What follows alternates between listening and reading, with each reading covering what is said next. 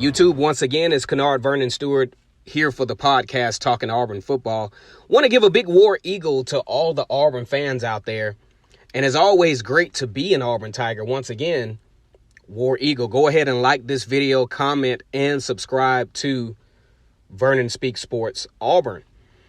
Okay, so 2019 was a closing the gap of some sorts as far as Auburn becoming a lot more competitive on a week in and week out basis last year.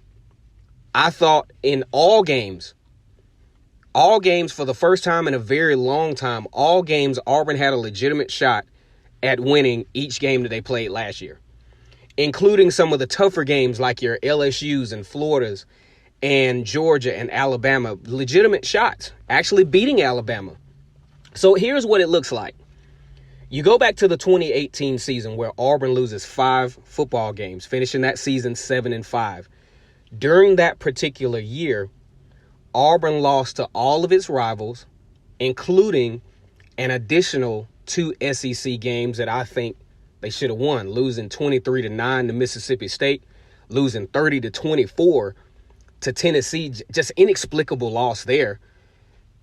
You take away that error, that margin of error, assuming that Auburn at least beats Tennessee and Mississippi State, Auburn finishes the regular season 9-3 with an opportunity to possibly sneak into a New Year's Six Bowl, kind of like last year. The only problem with the SEC in getting into a New Year's Six Bowl, usually you pretty much have to be at least number 2 in your division. Now, the reason why you get a pass for the division is because chances are the actual SEC champion, depending on how many wins and losses, at least for the past few years, the SEC champion only usually with 1 loss makes it to the college football playoff. So that frees up a spot, usually an at-large spot, for a New Year's Six Bowl.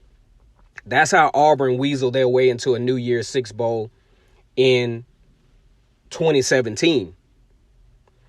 So as we look at this, closing the gap, what I mean by that is the point differential as far as domination versus, 2019 versus 2018. In 2018, like I said before, Auburn loses 5 football games by an average of 16 points. Losses to their most hated rival, LSU, Georgia, and Alabama, all 3 of which that they lost by a combined total of 16 points. That was actually inflated by a 31-point loss to Alabama late in the season. Only losing to LSU by 1, but super double-digit losses to Georgia and Alabama really told the story as far as those hated rivalry goes. So let's look at the 2019 season, though.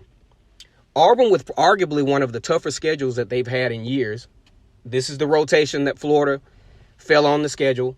Now, the way this works is every 4 years, Auburn has a rotation to where they play a team from the Eastern Division. This year is actually Kentucky. Last year was Florida.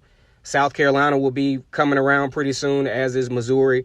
But Auburn has the luck of the draw to where now, especially Georgia having one of the best recruiting classes year in and year out under the Kirby Smart era, will have to play Georgia continually every year. That game has actually been changed to the middle of the season versus towards the end of the season. Not sure how that will play out, who has the advantage or not, but we shall see.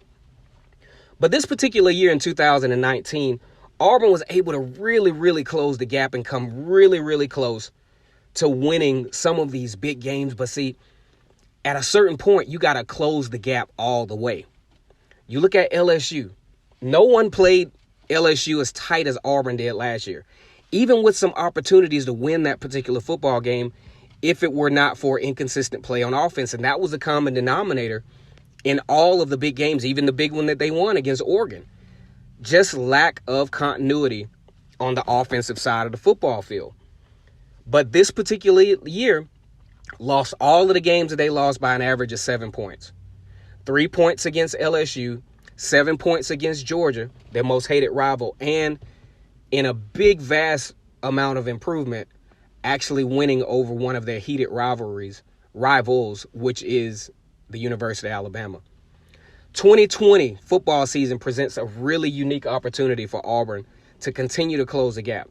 This is a year that Auburn absolutely has to make a legitimate shot or make a legitimate push to compete for a Western Division title. And that will be the first one since 2017. Gus Malzahn will actually have had 3 during his tenure if he's able to do that this year. You got to get back to the SEC championship. This year presents a pretty good opportunity.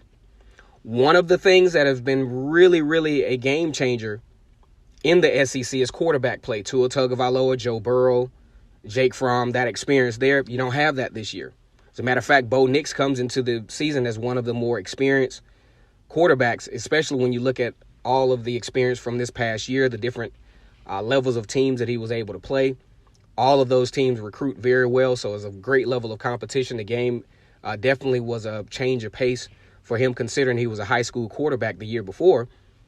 But Auburn has a unique opportunity. This year, Kentucky is on the rotation as far as interdivisional football games that will be played. That's a winnable game for Auburn. Auburn definitely has to go 2-1 at least against their rivals this year. Doesn't matter which combination they win it in, but have to beat LSU and Georgia or LSU and Alabama. That gives them a better chance as far as the SEC West goes. But you can't go 1-2, and you definitely can't go 0-3 this year in those particular games. So 2020 has to be the year that Auburn closes the gap.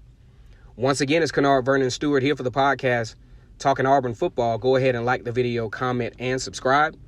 And as always, it's great to be an Auburn Tiger, War Eagle.